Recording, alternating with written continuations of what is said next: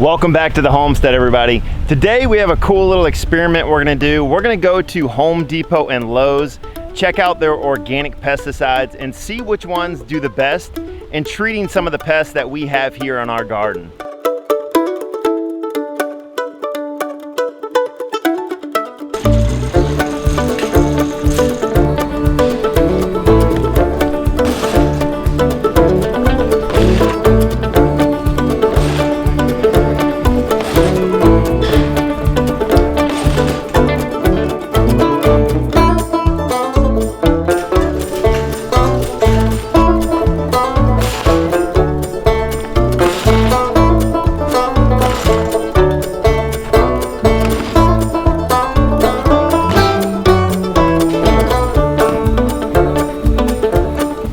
We're back from the store and this is our haul. I was surprised. There's a bunch of organic insecticide, pesticide, fungicide options out there at your local big box store. The goal here is we are going to use each one of these products. We're going to tell you a little bit about the product and we're going to use them on some of our plants behind us that we have some pest problems with, and we are going to wait a period of time.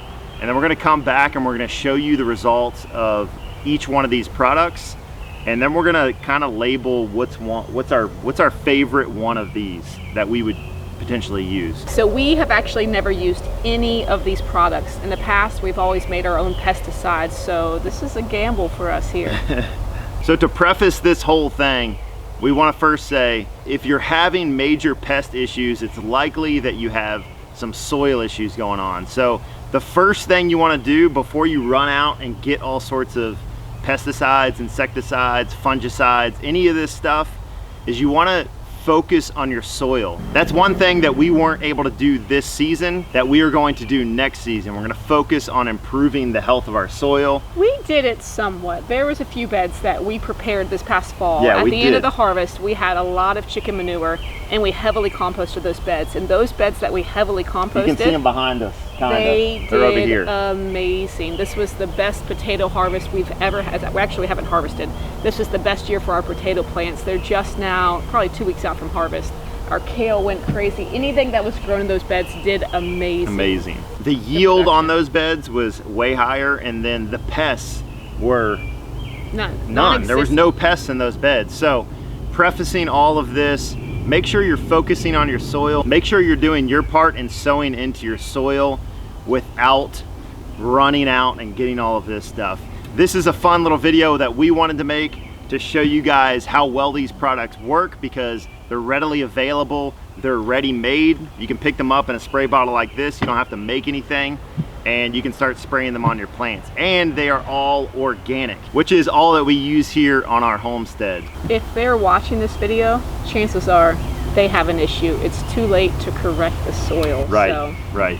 The other thing is that you can find, I got these obviously at Home Depot and Lowe's, but you can find all of these products on Amazon, and we will link them in the description below so you can order them online. So we kind of categorize these into different sections because they have different active ingredients. That's what makes them work. So over here on this side, we have a bunch of neem oil products. These all have the active ingredient of neem oil. So neem oil is derived from the fruit of a neem tree, and what they do is they press that fruit and out comes the neem oil. This one specifically is a cold pressed neem oil. So the other thing that I want to mention is that there is a scale, kind of a spectrum of how organic each one of these products is. All of these are listed as certified organic, so a certified organic farmer could use any of these insecticides, pesticides, fungicides, mildewicides, whatever they are. But there is a spectrum. So this is going to be on the more kind of wholesome organic scale. This is very organic, neem oil, straightforward. This over here is all oils, so essential oils like rosemary, peppermints, and all that stuff. So that's why we put these over here. And then these right here are spinosids. So spinoside is a bacterium found in the soil, and it is known to be toxic to insects. So it is organic, it is OMRI certified, So that is what's here in the center. That's all spinosad active ingredient. And this one here is sulfur and Parentheans. Let me see it. I'm really good. Pyrethrins. And it comes from the chrysanthemum flower. Again, all organic, but there is a scale here. One thing we are gonna do to keep track of how well each one of these products is doing is every single time we use it, we're gonna take a plant label and we are gonna label the product and put it in front of the plant that we applied the product to. So let's go ahead and get in the garden and start spraying some plants. Yep. All right guys, so we are gonna start with this product here, NeemMax. It's the cold pressed neem oil, and you actually have to mix it yourself. This one is good for vegetables, fruits, citrus, nuts, ornamental plants such as flowers, your lawn, and other plants as well. So pretty much everything. It works great. Let's see, we've got spider mites, white flies, powdery mildew, rust, aphids. All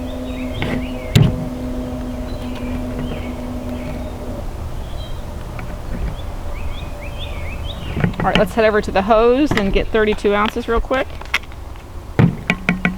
This sprayer is great. You're gonna see us use it. If you wanna check it out, check out the link in the description below. So if you look down here, the cabbage loopers have destroyed our Brussels sprouts. They look terrible. Look at all these holes. So there's 3 plants here. We're only going to spray one plant just to see how it works and see if we can actually get a harvest. When you use the sprayer, you've got to pump it to build the pressure. Once you feel the pressure build up, it's time to spray. It's also adjustable. You can get more direct or broad. So I'm just going to spray the underside of the leaves because that is typically where the moths lay their eggs.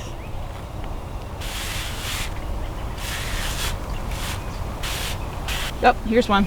There he is. He is small but mighty, and he is dead.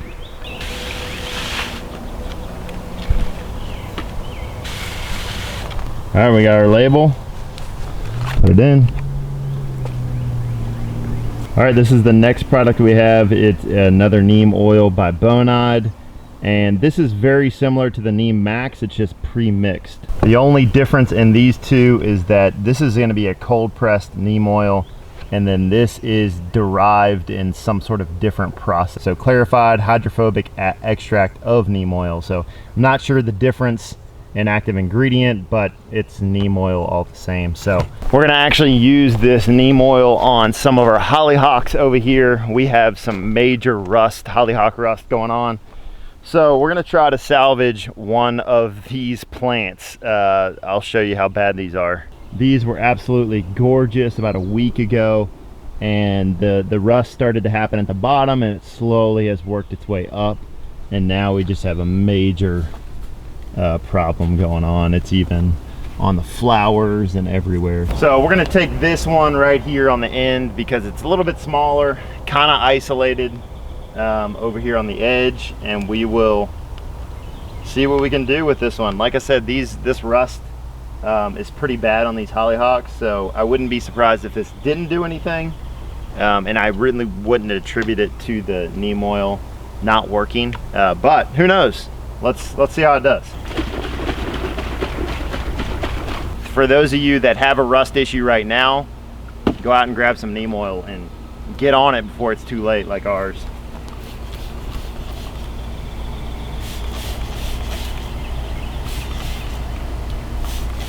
We got our label. We'll label this one down here. All right, so we have another neem product made by Garden Safe, Fungicide 3. So it's a fungicide, insecticide, and a miticide.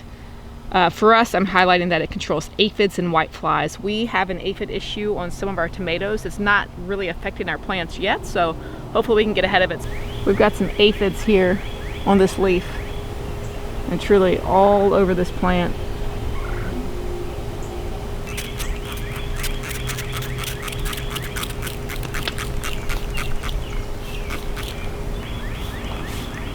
Okay, next up we have Bonide's Deadbug, and again, this is a spinosad, and it's a spray, obviously. So with a spinosad, we're going after chewing insects like caterpillars, mites, and those type of things. And also, one thing you want to be sure with spinosad is that you use it only in the evening, because it is highly toxic to bees, honeybees. So we have honeybees here on the homestead, and so what happens is when you spray it, if it's wet and the bees go to harvest some pollen or something like that, they can get it on themselves and they can die from it. So you want to spray it in the evening when your bees are done for the day. Once it's dry, it is totally fine for the bees, no issues there. So let's find some chewing insects and see what we can do here. All right, again, we're at our Brussels sprouts. As you can see, they are pretty decimated already. We're gonna try to salvage what we can, see if this helps at all, see if we can get our plant back. So if you're using Deadbug, the application ratio is, for brassicas, you can use it up to 6 times per season. You have to wait a minimum of 4 days before reapplying.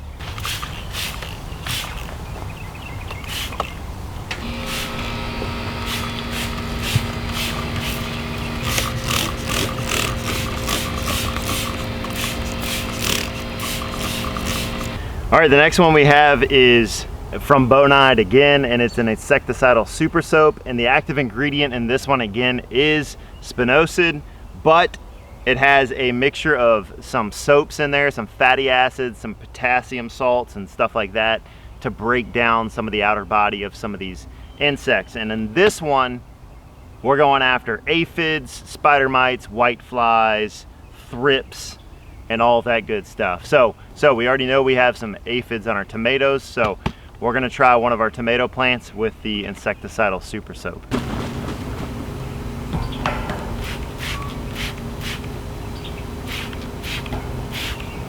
As best as possible, we're trying to avoid some of our flowers because, again, spinosad is toxic to honeybees, so we want to make sure we're trying to avoid that as much as possible.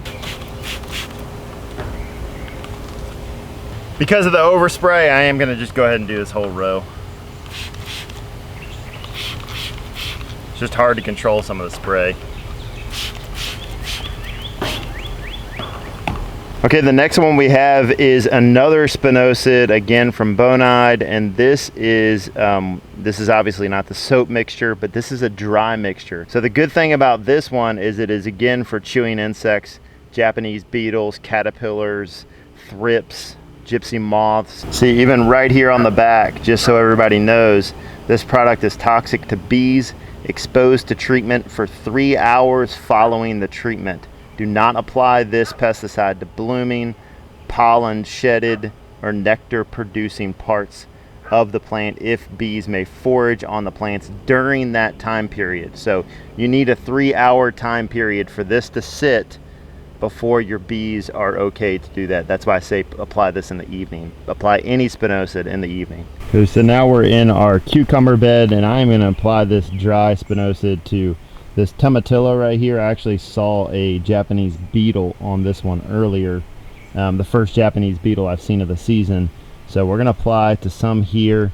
I see I think that's a stink bug right there. I see a stink bug on the cucumber plant right there. So we just shake it up. It works kind of like diatomaceous earth. We have a video on using DE, diatomaceous earth. If you haven't seen that, I'll link it in the corner of the screen here. You can check that out. But it's very similar to using DE.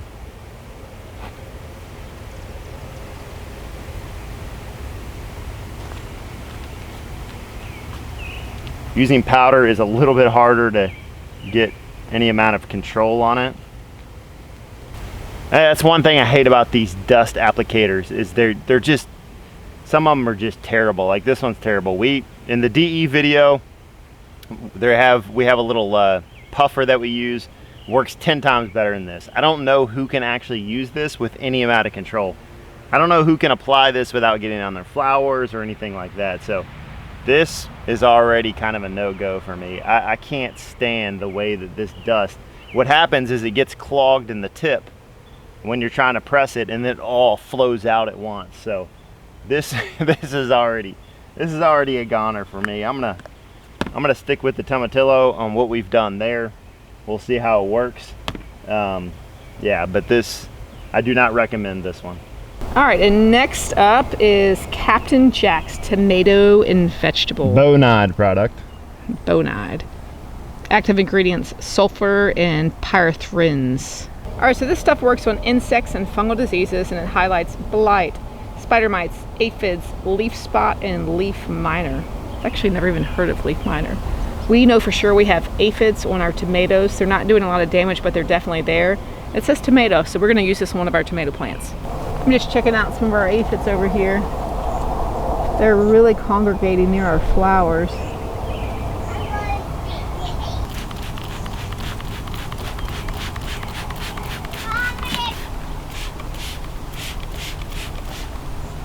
All right, so the last two that we have here is gonna be Earth's Ally is the brand.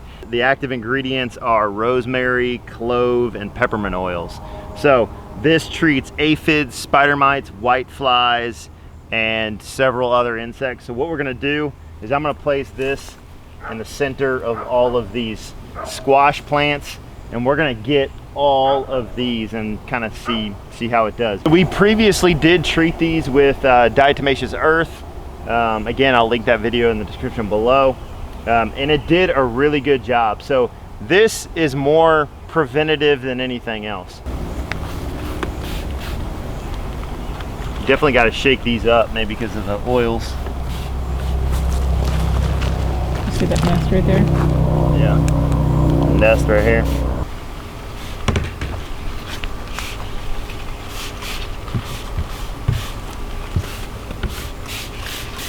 All right, this is Earth's Ally. Again, 3-in-1 plant spray. This is gonna be an insecticide, a miticide, and a fungicide in one, so more of a full spectrum. Thyme oil, rosemary oil, clove, and peppermint oil. We are gonna hit our tomatoes again. I feel like we're hitting our tomatoes a bunch because they're just getting hit this year. I don't know why. We usually have really good success with our tomatoes, but I've never seen the amount of aphids we've had on our tomatoes as we do this year. So we're gonna treat, again, one whole row, which is, let's say this third row from the center.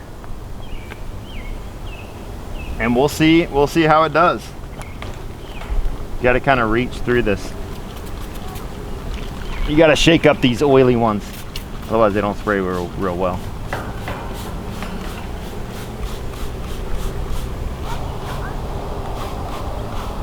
Obviously, it's hard to control some of this spray, so our results aren't gonna be, you know, totally accurate, but hey, this is just fun to see if some of these things are gonna work. If the average consumer going out there to their big box store, you know, has an organic pesticide option that actually works, then that's cool. That's awesome that it's on the market and available to people to be able to use, instead of treating their stuff with like 7 dust that I picked up, you know. Nobody wants to treat with that stuff. You'll end up in a ICU somewhere later down the road.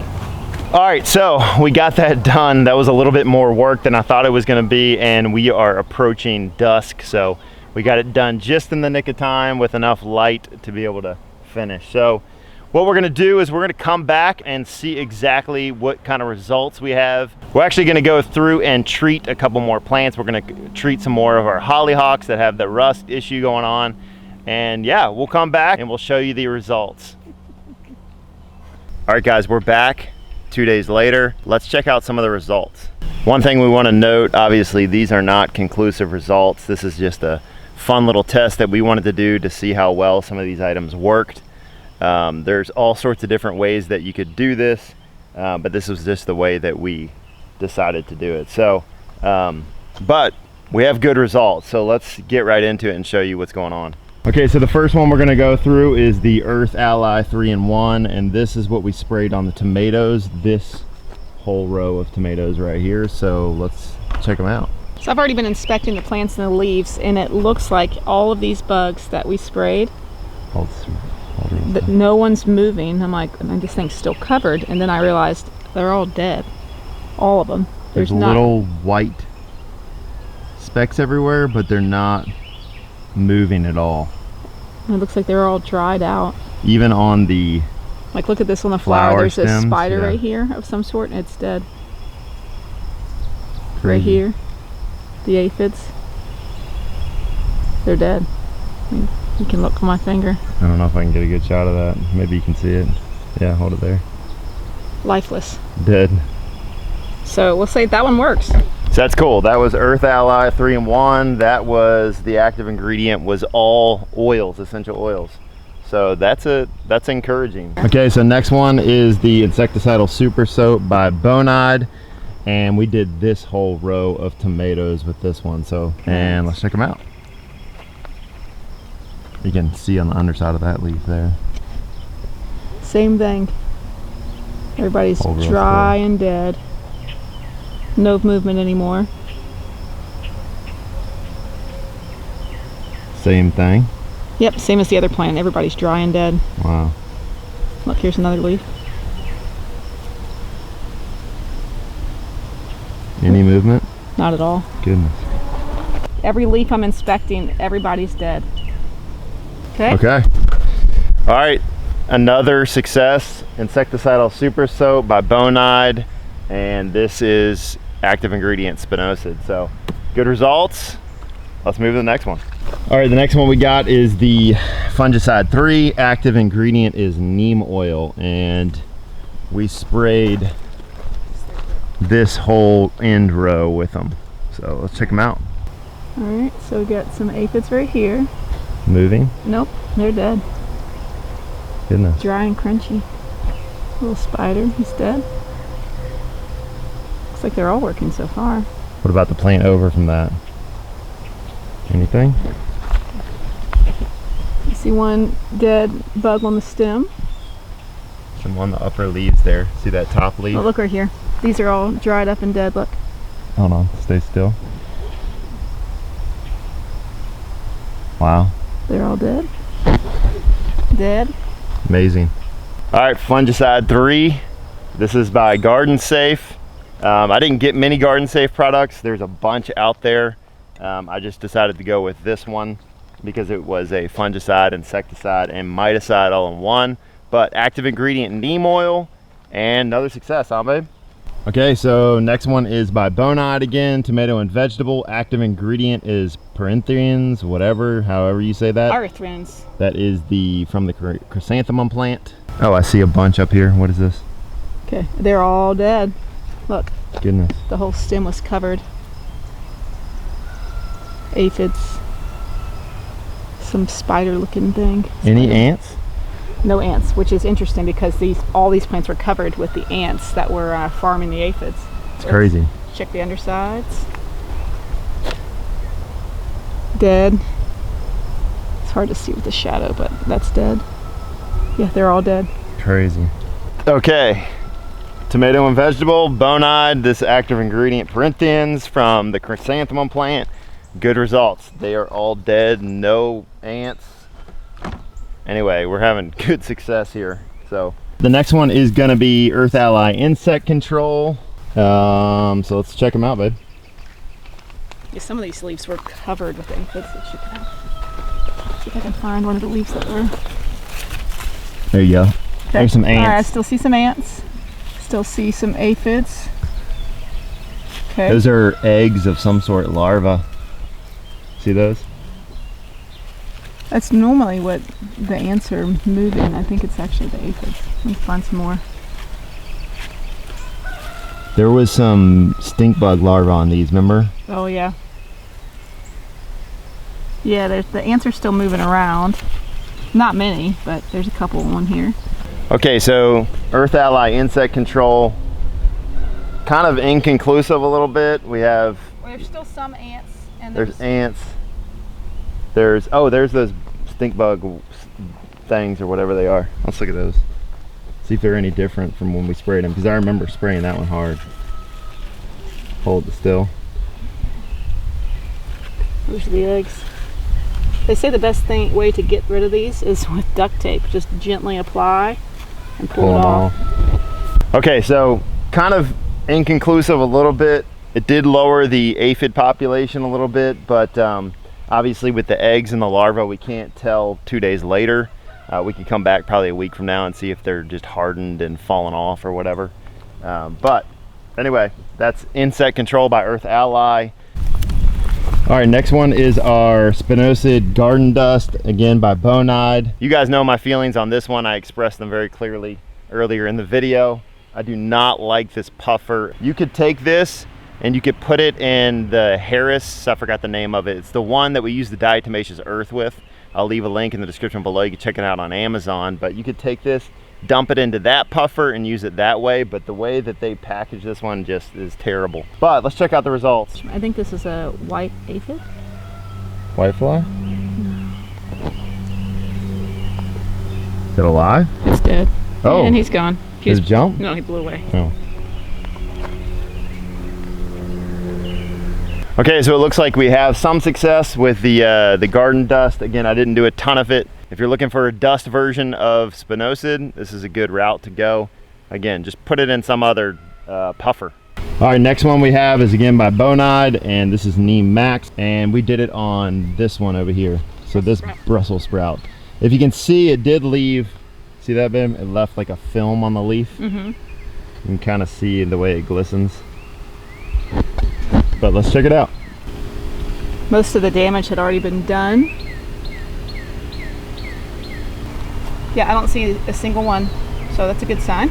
Good sign. Okay, so NeemMax appears to have gotten rid of our cabbage loopers.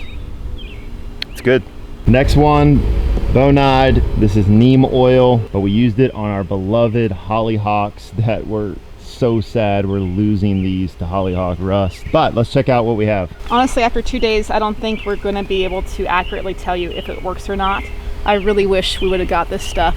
We've done some research, and everything that we read was cut the leaves off, and in the end you might have to pull up the whole plant, which we're like, no, they're just blooming, let's let these guys go. So as you can see, they're absolutely beautiful, but the rust, I mean, from bottom to top, even the flowers are still covered. Yeah. So I think we were too late for this one, but who knows, maybe they'll grow some new foliage. So obviously we're going to wait a little bit longer to see if this is successful at all, but right now results are kind of inconclusive.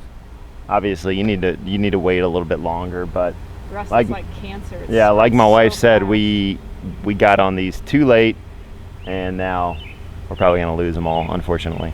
I'm guessing this works good on other plants. We wanted to test it on the rust, so you can use it for all sorts of different things: spider mites, powdery mildew, white flies, aphids, all that stuff. All right, last up is Bonide. This is Deadbug. This is Spinosad again. We specifically use this one because it's great for caterpillars and loopers, and that is what has been attacking our Brussels sprouts over here. All right, I found a dead cabbage looper. I'm happy we found it, so it's definitely a sign that it works. If you look right here, I've actually never seen one dead, and I've only seen them killing my plants, but he is dried up and dead. But yeah, great sign. It's hard to see, but that is a dead cabbage looper. So dead bug makes a dead bug.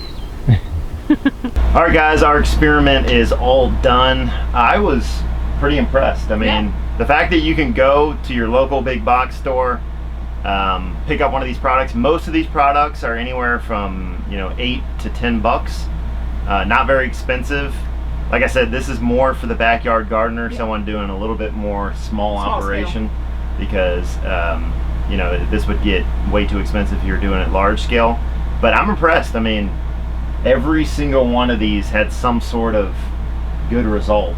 So I think we'll keep this stuff on hand for emergency situations. But like we said before at the beginning of the video, guys, everything is about your soil quality, soil quality, soil quality. If you can focus on that, get good, healthy soil. The beds that we have healthy soil in, we had no pest issues at all. No pest or no disease. So healthy soil creates healthy plants, which are resistant to most pests and diseases. Yeah. Kind of like the human gut, you know? That's right, yeah. Healthy immune system, healthy body. So that's it. Hope you guys enjoyed this video. Hope you learned something new, and most of all, I hope we inspired you to get out into your garden and to grow your own food, because it's going to be much needed in the days to come. Thank you so much for watching. If you haven't already, hit that subscribe button, and we will see you guys in the next video.